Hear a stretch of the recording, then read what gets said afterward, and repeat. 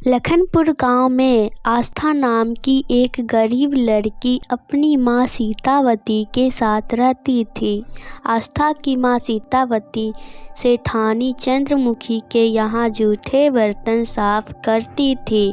वहीं आस्था पास के एक सरकारी स्कूल में पढ़ा करती थी। सर्दियों का मौसम शुरू हो चुका था। एक दिन स्कूल जाते समय आस्था अपनी माँ से बोली, माँ मेरे स्कूल के जूते फट गए हैं, नए जूते दिला दो ना। तू चिंता मत कर बिटिया, मैं आज ही सेठानी से कुछ पैसे मांगती हूँ। अच्छा अब तुम जाओ स्कूल। था फटे हुए जूते पहनकर स्कूल के लिए निकल गई। वहीं सीतावती भी सेठानी चंद्रमुखी के यहाँ जूठे बर्तन साफ करने जा पहुँची। काम खत्म कर सीतावती सेठानी से बोली, सेठानी मुझे अपने आप से कुछ बात करनी थी।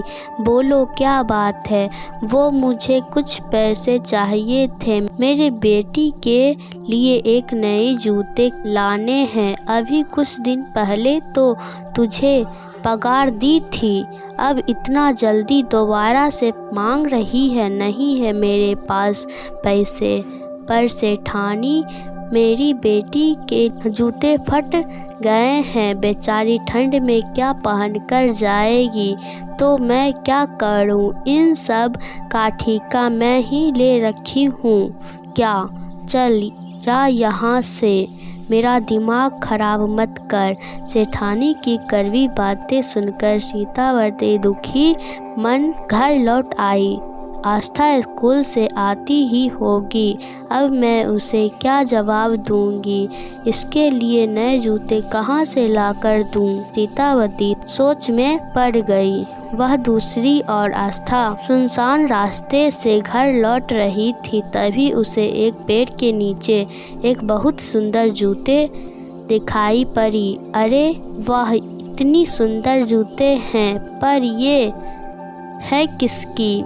यहाँ तो कोई दिखाई भी नहीं दे रहा। लगता है ये मेरे लिए भगवान जी देकर गए हैं। एक बार पहन कर देखती हूँ, अगर मेरे पैरों में फिट आ गई तो माँ को मेरे लिए नए जूते खरीदने की ज़रूरत नहीं पड़ेगी।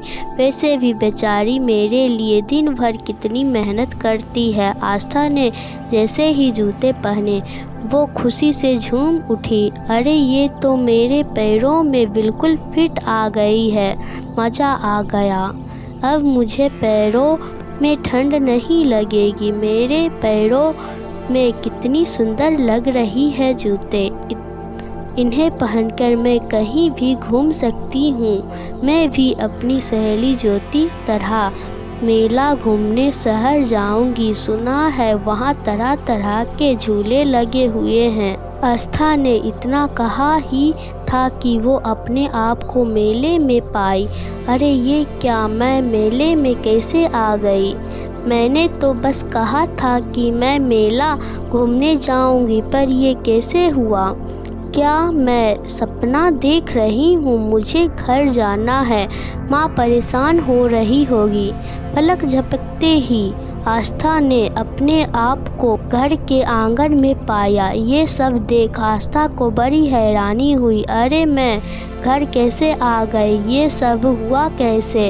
तभी उसकी नज़र पैरों में पहनी जूते पर पड़ी। लगता है ये सब इस जूते के वजह से हो रहा है, पर ये सब ऐसे कैसे हो सकता है। मैं एक बार इस जूते को उतार कर कुछ बोलकर देखती हूँ, क्या होता है। आस्था ने जूते उतारी और बोली, मुझे मेला घूमने शहर जाना है। अरे ये क्या, कुछ भी नहीं हुआ।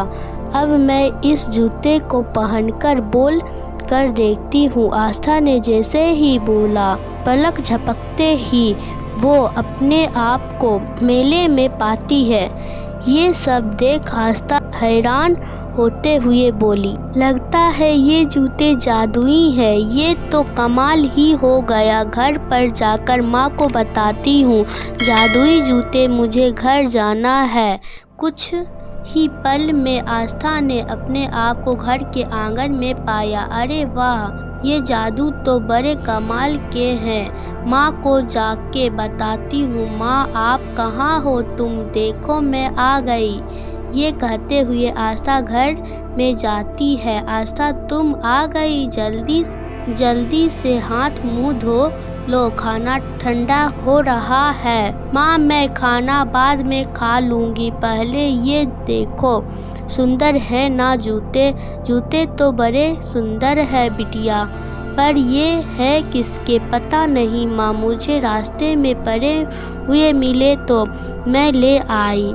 और पता है माँ, ये जूते जादुई है, जादुई जूते। हाँ माँ, अभी मैं आपको जादुई जूते की जादू दिखाती हूँ। मुझे ढेर सारे पकवान खाने का मन कर रहा है। जादुई जूते ने फिर से अपना कमाल दिखाया और ढेर सारे पकवान से भरी हुई थाली प्रकट हो गई। ये देख आस्था की माँ सीतावती हैरान से बोली, बिटिया, ये सब क्या है? इतने सारे पकवान अचानक कहाँ से आ गया? ये सब जादुई जूते का कमाल है माँ। अब तुम्हें सेठानी के घर जूठे बर्तन धोने के लिए नहीं जाना पड़ेगा। हम जो चाहे जादुई जूते से मांग सकते हैं। अब जिस चीज़ के आस्था को ज़रूरत पड़ती वो जादुई जूते से मांग लेती। धीरे धीरे उनके घर की हालत बिल्कुल बदल गए। अब उसके पास किसी चीज़ की कोई कमी नहीं थी।